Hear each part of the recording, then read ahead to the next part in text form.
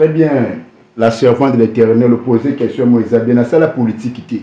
Mais, Nazali, moi, je suis Kitengis, au représentant et chef de l'État. A travaillé 2 ans. A travaillé comme en 2018, 2020 à Koufi. Donc, au représentant chef de l'État Kitengis. Oyo ba travailler na chef l'État engagé ba tubeli ba ministre de la côte ba tubeli na ba poste lelo akufa mais na dossier moi makasi OK il faut pas devoir famille à Kitengis mbongo mo rebelle créance moi makasi pas devoir famille à Kitengis ne dit que prochainement non Kitengis c'est un grand homme politique ou aller en Afrique centrale Kitengis c'est mon papa ça papa nanga. Ok. Papa n'a qui t'engage. À travers qui dit bah. Pardon? Yo moi qui t'engage. Non non qui t'engage à travailler dans Mobutu. Ouais, travailler dans Mobutu époque Mobutu qui ministre de communication peut conseiller Mobutu. Jeunesse lelo politique et c'est lelo monter pour na bango. Ok. Politique et c'est politique et c'est le monter le moment lelo ba jeune belé ba comme ba kuluna ba jeune belé. Comme la massang, jeune belé ba comme même ba criminel. Les gens ont mon makam oyo ya ba makam oyo ya enlever ba ya ba enlèvement. C'est suite à quoi? Qu'est-ce que politique na biso oyo c'est la pour et prévoir ni pour na ba jeune. Gouverner c'est prévoir. Les autres moni tel makam par exemple, ba ndiko na bola no likambo. Likambo ya Zandu. Zandu gouverneur Gentini Ngobila. La salle le bishop Chatumba oyo na solo la kina famille nae vraiment aza sérieusement malade nae ki bomoni yango na malini vraiment c'est un combattant to soutenir et vous allez bien donc ndeko Chatumba aza sérieusement malade au-delà obino beaucoup mona le reste je ne peux pas dire parce que la famille ne m'a pas donné l'accès ou bien la permission de les dire na baitando. Vraiment bien au la kaka au moni ya ba potamba swana ba bokele na litama mais il y a encore une autre chose qui est cachée qui est derrière ba ko le bangoté comme ça. En tout cas la politique c'est vraiment très dangereux parce que Tony Moussa Moussou a ça parce que côté église dernièrement j'étais avec lui, j'ai beaucoup parlé avec mon papa là na solo la kinemingi surtout dans makambo ya kozonga ya côté chacun a sa manière de voir les choses hein. Mais chose oh biso musala ne soit pas bien ça l'exal bato bo voter bo récompenser bangoté mais bo récompenser ka ba jeune ba no ba Kardashian oui ba kangi économie nyonso. L'économie mondiale est sous l'emprise de la famille Kardashian. Bon de gouverner le monde. Bon de baza pe cause ba guerre tout le monde partout en Afrique. La politique mondiale est dirigée par la famille Kardashian. Ils sont les plus riches dans le monde. Et je dis que Barack Obama, je vais révéler une chose. Barack Obama, quand il est devenu président, a dit que tout bien au route en Afrique d'une manière illicite, il faut arrêter. Famille Kardashian, tout le monde.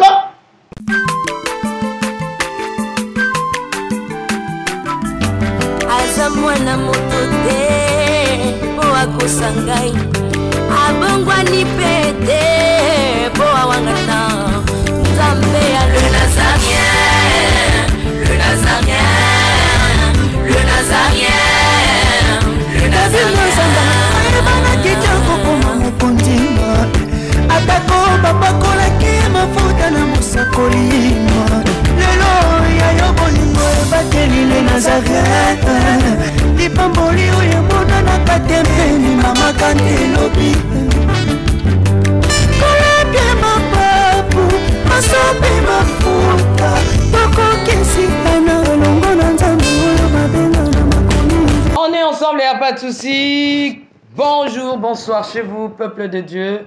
Bienvenue aussi chez Nazaréa TV, dans cette émission Table Sainte qui réunit les hommes de Dieu autour de sujets importants, aussi très capital. Ici, je suis avec le docteur David Shalom. Shalom, la princesse de l'Éternel, la servante de Dieu, Tiffany Mokwa. Merci beaucoup, papa.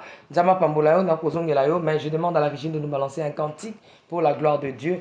Aussi, nalingi nasenga na bandeko nyonso tour baza na Bruxelles Belgique tokutana le 22 juin na fiche wana bokomona batie ba détail nyonso to pe benga biso c'est gratuit ce concert c'est gratuit boya tokozalana na bato nyonso balingi bameka kobengisa maman Tiffany pour na bémission na kozalana na France Belgique partout bisiko kobengisa biso tokoya pour na lokumu ya Nzambe Kolos Masia apambola bino ya mingi tozonga na régie bapesa biso élément et puis on va se retrouver tout juste après Congo longola loboko na litama bangusa mai na miso tika bisenga senga ya kolula bikolo mosusu pesa Félix Antoine Tshisekedi maboko poto tonga mboka na biso Congo na nzela ya union sacrée na losambo tokolonga. Oh toi qui écoutes la prière, tous les hommes viendront à toi. Ingénieur Edi Kabé à la main de l'Éternel, prions pour ce beau pays. Et pour le président Félix Saint-Chrétien. Nzambe na Isaac, Nzambe na Jacob, Ozali Nzamba Israël, lelo tokomo yembo Nzamba Congo, RDC, Bokananga, lelo tokomo yembo Nzamba Congo, peuple croyant docile et social.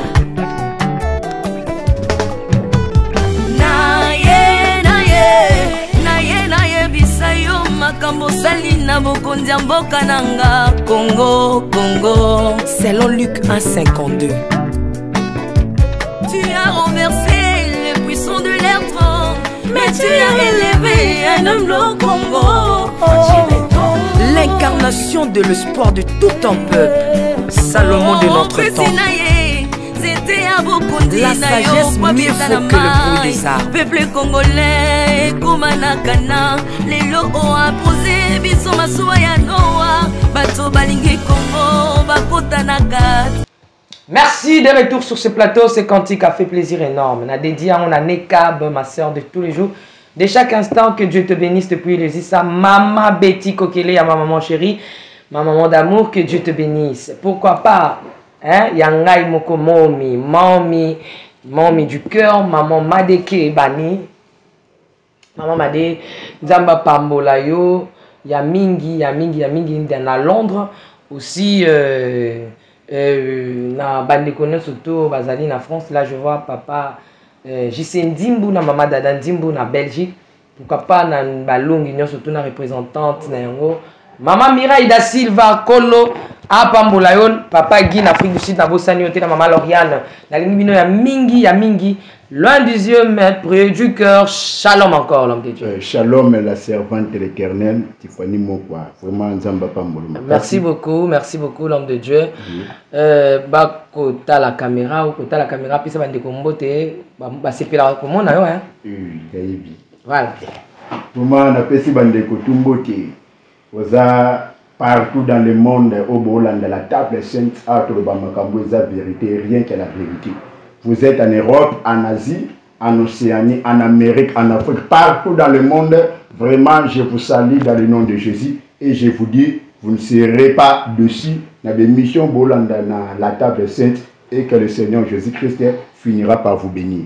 Merci beaucoup, l'homme de Dieu. Mbaleleki, Batouapa, Mwama Kimingi, na mission nayo ya jeunesse n'attend de la fin par rapport à la musique, ils étaient vraiment bénis. Est-ce que ça la musique n'est pas sa jeunesse ou bien domaine super bébé?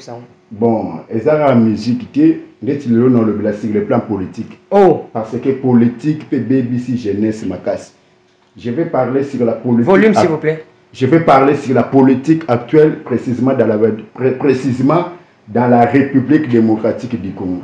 Mais avant de parler politique, nous devons d'abord comprendre c'est quoi le concept politique. Qu'est-ce que la politique? La politique, c'est l'art de gouverner un État. Donc quand on parle de la politique, c'est la manière de gérer un État. Donc politique, c'est gérer un État. Politique, c'est kambara État. Donc politique, il y a une habilité, il y a une capacité, compétence de diriger l'État. Voyez, de Yangomoni, non, le politique, les loups. Ok. Quand je parle de la politique, Non, la politique, pourquoi? Face à la jeunesse. Face à la jeunesse. Non, s'il vous plaît, est-ce que tu oses la conception politique, aux salles sciences politiques, aux arts politiciens, na parti nini, très bien. La servante de l'Éternel posait question moi Isabelle na sala politique mais nazali moi na ya Kitengeyesu azaki au représentant ya chef de l'État a travaillé 2 ans a travaillé kobanda 2018 ti 2020 à Koufi donc au représentant chef de l'État Kitengeyesu oyo ba travailler na chef de l'État engagé ba tubele ba ministre de la côte ba tubele na ba poste lelo akufa mais dans le dossier moi makasi ok il faut pas devoir famille à Kitengeyesu mbongo mo rebelle créance moi makasi pas devoir famille à Kitengeyesu ne dit que prochainement non Kitengeyesu c'est un grand homme politique ou ayeba en Afrique centrale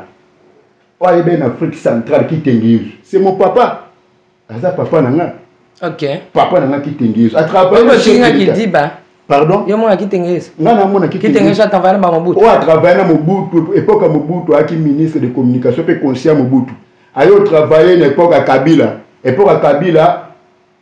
ba monument aki député ba monument na Zwangote pendant 5 ans de transition travaillé ma ba rozo ba monument était et l'époque il y a président Félix Tshisekedi comme haut représentant chef de l'État na bike bande ko bolanda na dossier mo muneni no ya na mo prochainement parce que mboka oyo sengi ba devoir famille Kitengeyesu mbungu famille Kitengeyesu atiki ba bien belé mais ba bien mon famille de se retrouver famille faut pas 25% famille faut bénéficier mais lelo tout le monde a battu musu ba bénéficier ba bien Kitengeyesu tel que ba mai Kitenge ba yebe mai Kitenge ba bénéficier ba bien musu approche à chef de l'État mais biso ba oyo ti lelo famille raisonner biso te mais un dossier moi makasi na bi créance dette publique oyo singeli ba futa famille à Kitengeyesu. Vraiment. Merci Walezaki, vraiment,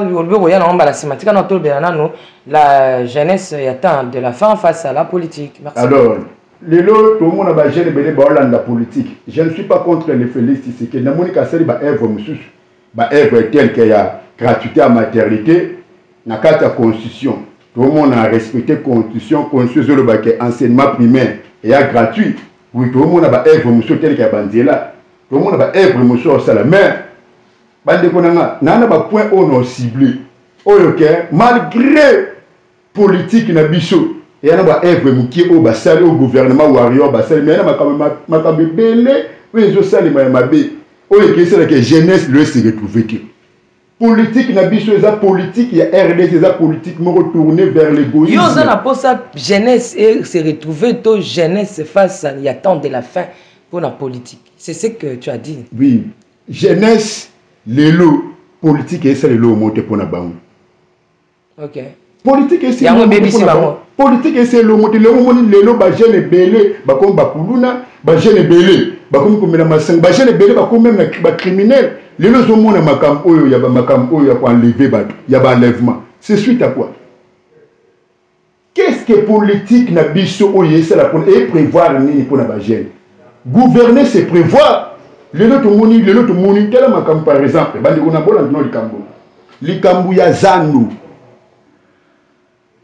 gouverneur Gentini Ngobila oui que Bela batu lelo ba souffrir à cause de Zandu abuka Zandu sans pour autant ko créer les batu marché mususu. Moi j'ai des gens le ba chômeur Mama Tiffany je suis un homme de c'est quelqu'un qui est impartial tout monsieur n'entend pas mais faut dénoncer, il faut parler. On ne critique pas le président Félix Tshisekedi. Tout le monde a œuvre, mais il a makambe belé sur le plan politique. Zando Bokassa, Obuki Zando Bokassa, au créer les Batunini. Gouverner, c'est prévoir. Qu'est-ce que tu as prévu pour les gens? Donc, le gouverneur, on l'a mis à tomber. Il avait des jeunes pour baroter Kanazando. Les jeunes, on a au monde. Les missus, bon depuis na ça bon tika ba mai bon tika ba sachet jeune muso ba kodek ba boîte à miliki ba kenda na ba mbongo ti lelo. Moi je connais des jeunes sœurs ba kodek ba ma puta asumba li puta na 15 na $10 mais gentina ya buki Zando kabui ba client ba comme papier ti lelo comme fa na ndako Est-ce que Botel a biwana vraiment? On ne gouverne pas un État comme ça. Quel est le gouvernement warrior? Eh maman, gouvernement warrior, bah on trouve ça 33 millions pour la zéro trou dans la ville à Kinshasa. Sama Lokonde, son excellence Sama Lokonde, a mis ça 33 millions banque gouverneur à banque a mis ça 33 millions pour nous pas battre opération zéro trou. Quel là ba ma boule belé zana bandila. Où est parti cet argent? Où est parti cet argent? Baba étudiant, combien de maboulou zawana? Les jeunes n'étudient pas bien. Les jeunes n'arrivent pas à se retrouver. Mais les jeunes, c'est attendre la fin, il faut batailler Lola, politique. Attends, politique, Lola. Oui, Lola, oui, Lola, bien sûr. J'ai parlé, Lola, c'est bien sûr. Mais Lola, on quand la temps aux la carte en moka, ma camboye tambola bien qui. Bah j'ai les lots politiques comme si batibele ben crédible. Comment ça? Les lots batibele ba comme ben crédible à partir de politique. Politique est détourné ba foi batou. Politique les lots détourné ba foi batou. Non, par exemple, les lots bataki nani les pasteurs, les pasteurs qui amènent. Il était dans la politique. Beaucoup de gens ba pengwa de corona. Ah nandé. Parce qu'ils ont l'Assemblée nationale, président Kamere, a tel l'homme au va augmenter, il y a qui l'homme va débattre, va augmenter salaire, va fonctionner. Qui sont pour, qui sont contre? Les pasteurs ont soulevé les doigts. Beaucoup de gens sont devenus des incrédibles à cause de la politique. Politique, pasteur. Vous comprenez? Albert Kakeda, conseiller spirituel de Kabila.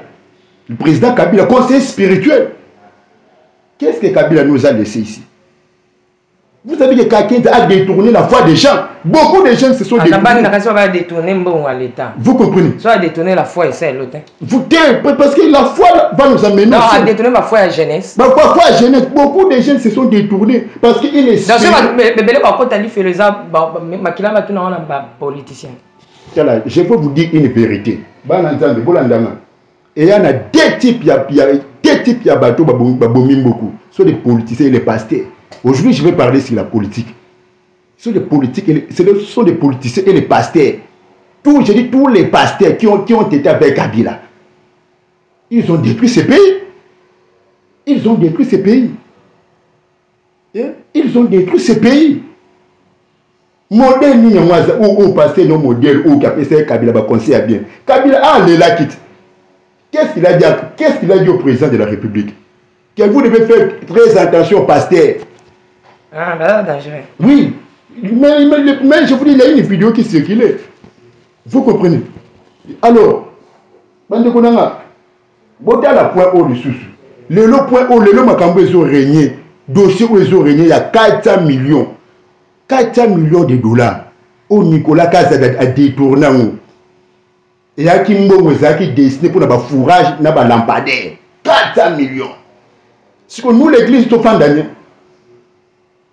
400 millions, j'ai dit, ministre des Finances, Nicolas Kaza a détourné 400 millions. Mais s'il vous plaît, l'homme de Dieu. Mais les autres, il y a la jeunesse. Il y a la jeunesse. Il y a la jeunesse.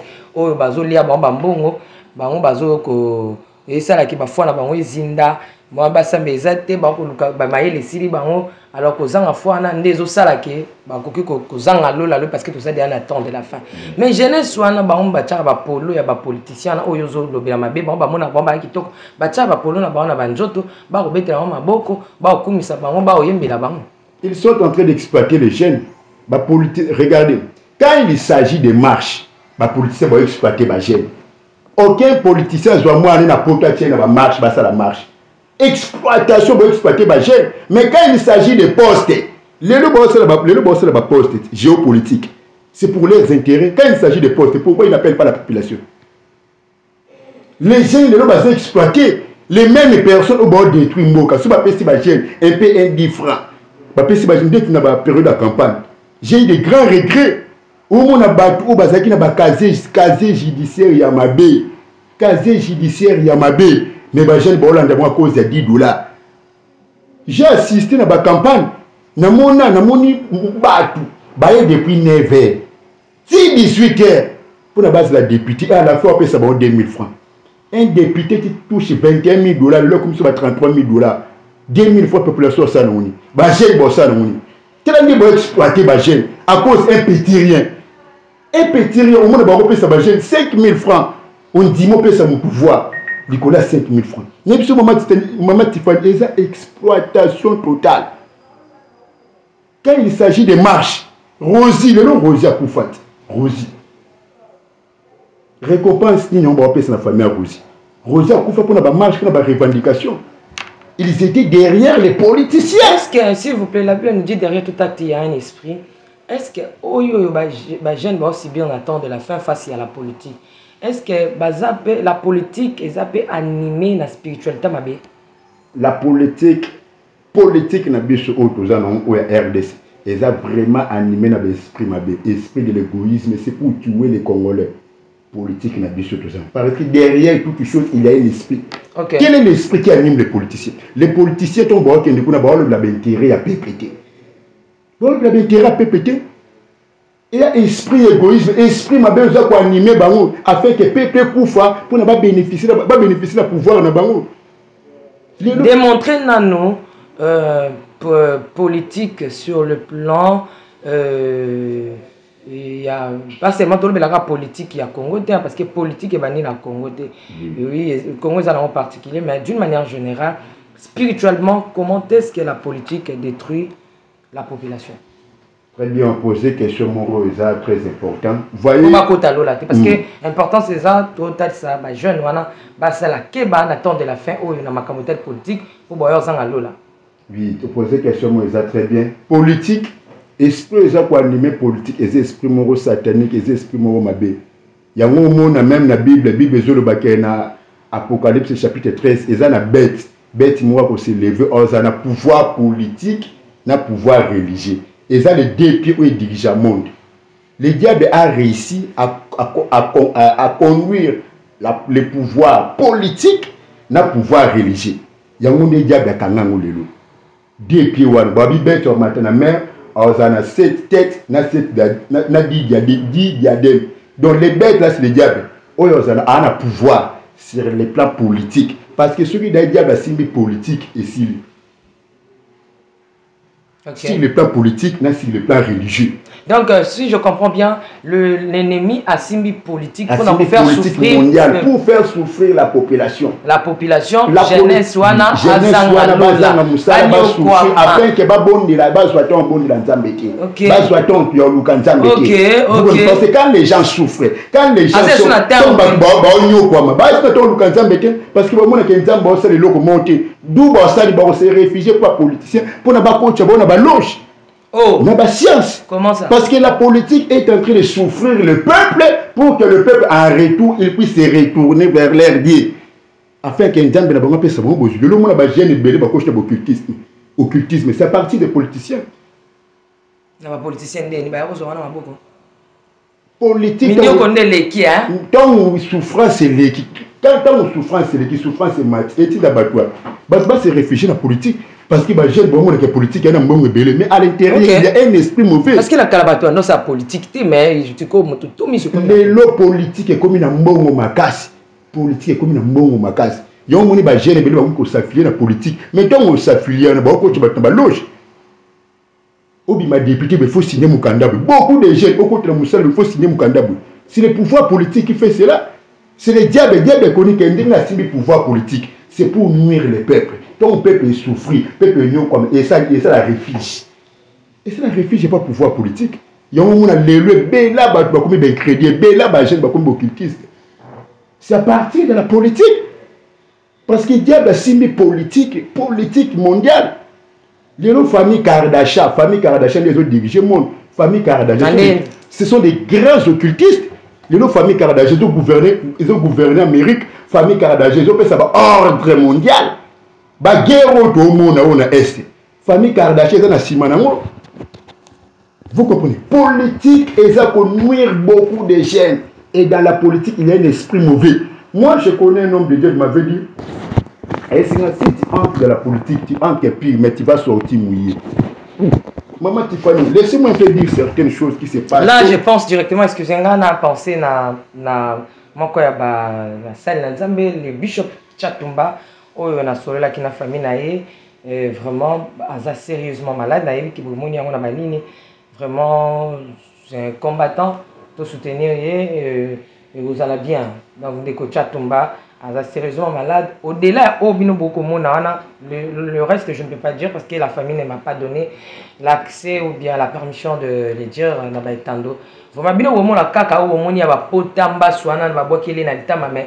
Il y a encore une autre chose qui est cachée, qui est derrière, comme ça. En tout cas, la politique, c'est vraiment très dangereux. Parce que Tony Moussa Moussou a ça, parce que côté église, dernièrement, j'étais avec lui, j'ai beaucoup parlé avec mon papa là, surtout dans Makambo, il y a chacun a sa manière de voir les choses. Hein. Mais, chose, la politique. Vraiment, tout soutenir la prière, tout soutenir soutenir. Il est en train de souffrir, mais la main de Dieu est puissante. Merci. Maman Tiffany, sur le point haut. Vous comprenez? Talent de salaire, il va fonctionner. Les numéros qui babilo kouana tout. Fonctionnaire, à Ozoa, 408 000. Et m'a lors des campagnes, ton président n'a pas de campagne, il va m'aider salaire, mais il va $80. Ou azana papa. Azana bana, ou c'est la tangi sabangu, ananda ko fouti là. Puis on soit $80 na to ya nonande na to akala. Siko, tant déjà jeune, on soit mbongo wana. Qu'est-ce qu'il va faire avec ça? Mais les politiciens, un politicien, un homme d'État tel que député, on soit $21 000. Mais le commis $33 000. Pourquoi le salaire à député mais il y a population qui a voté bango. J'ai des jeunes qui utiliser au moment de la campagne. Moi je connais des jeunes qui utilisent bango. Député, c'est bon que moi je vais vous récompenser, sinon récompenser Kabino, mais pas Bato Boyana Bango. Est-ce qu'on fait la politique pour un groupe d'individus? Bato bo voter pour récompenser Bango, mais bon récompenser Kabino. Maintenant pour le Kardashian, oui. Kangi, économie. L'économie mondiale est sous l'emprise de la famille Kardashian. Bon, on gouverner le monde. Bon, on va faire cause à la guerre. Guerre, tout le monde partout en Afrique. La politique mondiale est dirigée par la famille Kardashian. Ils sont les plus riches dans le monde. Et je dis que Barack Obama, je vais révéler une chose. Barack Obama, quand il est devenu président, a dit que tout bien au route en Afrique d'une manière illicite, il faut arrêter. Famille Kardashian, Kumboka, a dit bientôt au route en Afrique d'une manière illicite. Il faut bloquer parce que Barack Obama c'était noir, d'origine noire. Mais Ozolobela Makambo ya ba jeune face à temps de la faim et que souffrance mais jeunesse est-ce que ceux qui bako kanga babilom scope ça mi salate parce que jeunesse ça ko yeko la pété bazotanga te jeunesse a kana distraction au Italie ming aussi la politique. Je dis ceci. Vous n'avez pas créé les emplois pour les jeunes. C'est pour les amener où? Quand quelqu'un détourne 400 millions, il dit 400 millions, combien d'industries on va construire? Un pays développé, un pays ne peut que se développer par la voie de l'industrie. Tous les pays qui sont développés sont des pays industrialisés. Quand quelqu'un est en train de détourner 400 millions, si 400 millions, combien d'emplois on va bosser pour la jeune? Maintenant, qu'est-ce que les jeunes doivent faire? Les jeunes, premièrement, les jeunes doivent avoir la prise de conscience. Ils doivent se méfier aux politiciens, aux gens là. Parce que ces gens-là travaillent pour leurs propres intérêts. Ils sont égoïstes. Et Maman Tiffany, tout seul Makamba Kamere travaille avec Kabila. Qu'est-ce qu'il a fait? Kamere a un casier judiciaire. Il a des problèmes dans la juridiction. Kamere, il venait de tourner Makamba 100 jours. Mais la personne qui a nuit les Congolais, on pouvait construire des industries. Bagel va travailler. Bagel va travailler. Yo sur baba jeune ba koluka ba luka misala wapi.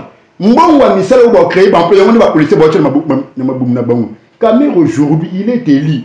Kamer est élu candidat à majorité en guise de quoi? En guise de Maël naï. Non, quel Maël? Sont des magouilles. N'est-ce pas président de la République où se plaindre, ah, justice est malade. Il a dit comment des gens qui détournent ma bobima. Président lui-même reconnaît que notre justice est malade. Et quand la justice est malade, la politique sera affaiblie. Les gens ne vont pas se retrouver. Moi, je m'étonne que quelqu'un dit que un licencié dans la cabine. Il a travaillé pendant 8 ans dans Inikim. Vous voulez que les investisseurs viennent ici. Chine et ton ambo kana bona investisseur. Chine bazwa batindi bon état de bayo pour la mayele. OK. Bazoni bango ba otonga.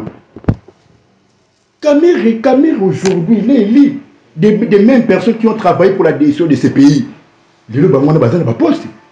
Prenons l'exemple de Jean-Pierre Bemba. Est-ce que Jean-Pierre Bemba peut être président? Est-ce que Jean-Pierre Bemba il fait un rebelle?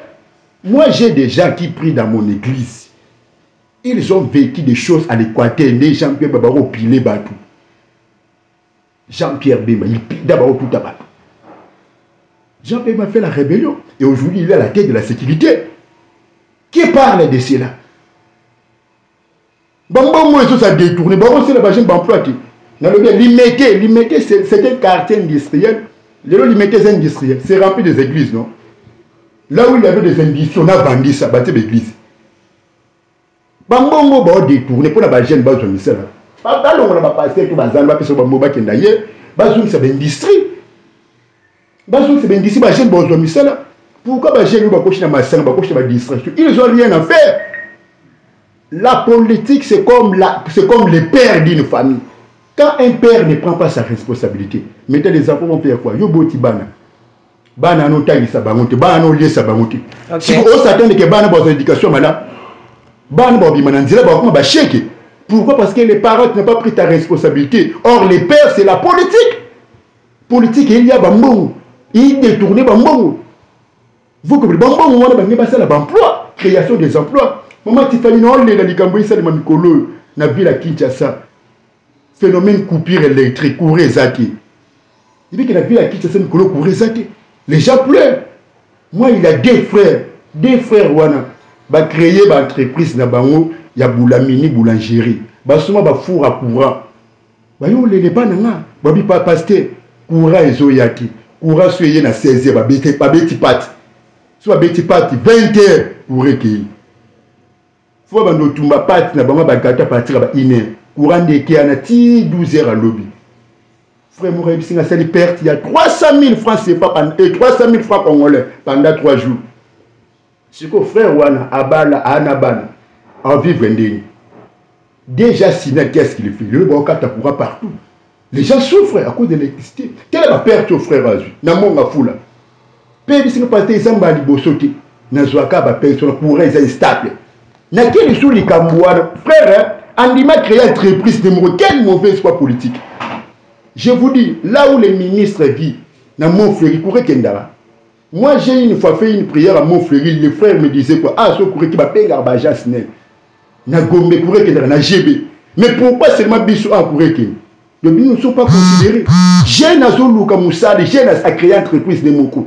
On est bien pouvoir, vous pouvez avantage à matin, mais beaucoup de détruire à partir de pouvoir. Vous comprenez? Qu'est-ce que vous allez dire aux gens?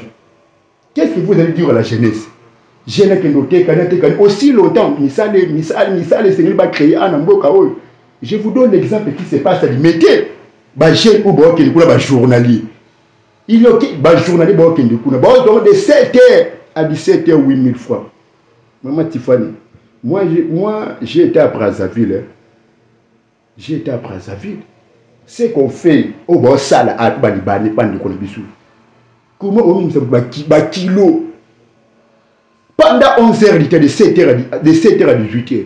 Mais au PC, 8000 francs.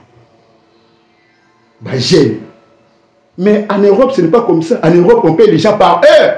Je connais une maman qui était allée au Canada à 35 $ par heure. Mais pour 8000 francs, en fout de transport, il souffre. Mais politique, la biche ça. Bon, il y a bambongo. Ben, pauvre, on peut millions. Gouverneur a su un million, politique, a million. Pour n'a pas 8 000 francs par jour. Voilà, l'homme de Dieu, merci. Il y a beaucoup de choses à parler. Merci. Les gens ne pas combien de crédit, c'est à cause de la politique. Les gens ne veulent plus prier à cause de la politique. Exploser la carte de la politique, ça pour nuire le peuple. Pour ne pas se réfugier dans ma vie. Merci. Et Maman Tifoni, il y a beaucoup de choses à parler. Je sais que je n'ai pas fini. Les politiciens doivent arranger. Nous ne sommes ni contre ni pour. Mais ce qu'ils font, bah détourner ça. Qui en parle? Merci beaucoup l'homme de Dieu, tous ceux qui sont dans l'émission. Question est-ce que la jeunesse va abandonner dans la politique, dans la politicien, dans la politique? Écoutez ce que je vous dis. Tous les ans 28, 5 ans il y a une réforme montée ça. Parce que la jeunesse est abandonnée. Si la jeunesse n'était pas abandonnée, on a une réforme qui est fonctionnaire doit salaire à bien. Enseignant doit salaire à bien. Enseignant, le président de la République, il est président. C'est parce qu'il y a un enseignant. Est-ce qu'il y a un enseignant qui peut toucher 4 000 francs avec les taux de 28 dans un pays responsable? Dans un pays responsable. Maman, j'ai beaucoup de choses à parler. L'eau à bouteille, ou bouteille l'eau à bouteille autour de jus à bouteille. Il y en a colorant, c'est colorant. Colorant tue. Est-ce que le ministre va remettre la jus à bouteille sur le où il y a 800 francs, 1000 francs? Mais pourquoi il donne ça à la population? Pour faire souffrir la population, pour la population couvre. Je vous donne encore l'exemple de vivre frais, vivre frais. J'ai suivi une information. Pologne a sali ba vivre frais poulet et qui compte en Allemagne. Allemagne a boyé compte. Allemagne a testé à mon qui ça m'a bien mais bâti dans RDC. Beaucoup de gens meurent aujourd'hui, c'est à cause de la politique, à cause de la vivre frais sur la biche. Bon boss va me belé. Merci. Et maman, il y a beaucoup de choses à parler sur la politique. Merci beaucoup. Et moi, je dis aux jeunes, vous devez vous méfier aux politiciens. Mot de la fin, numéro de téléphone. Mot de la fin, on a le bande konangai. Et là, on a le bas, sont des choses vraies. Ce sont des choses vraies où il se passe dans le monde. Les politiciens, nous sommes ni contre vous. Mais vous devez réformer les choses. Vous devez travailler pour l'intérêt de la population. Et population, vous devez être sage. Vous devez vous méfier dans le bateau, dans le casier judiciaire, dans le bateau. Batou va travailler pour la décision de ce pays. Il faut se méfier là-bas. Il faut se méfier là-bas. Parce que Batou va travailler pour la destruction de Moka. Vraiment, la personne va nous sur Moka. Si vous avez besoin, appelez-moi le pasteur David, je suis là. Plus 243, 90, 41, 20, 633. Je répète, plus 243, 90, 41, 26 à 33. Merci. Merci beaucoup. Nous sommes arrivés à la fin. Que Dieu vous bénisse. Merci l'homme de Dieu. Nous avons pas mal de s'abonner massivement, puis partager l'émission, appuyer na cloche ya notification, puis s'abonner. Na ligne bino mingi, ce que sur ma situation peut-être écouter une cause. Ciao.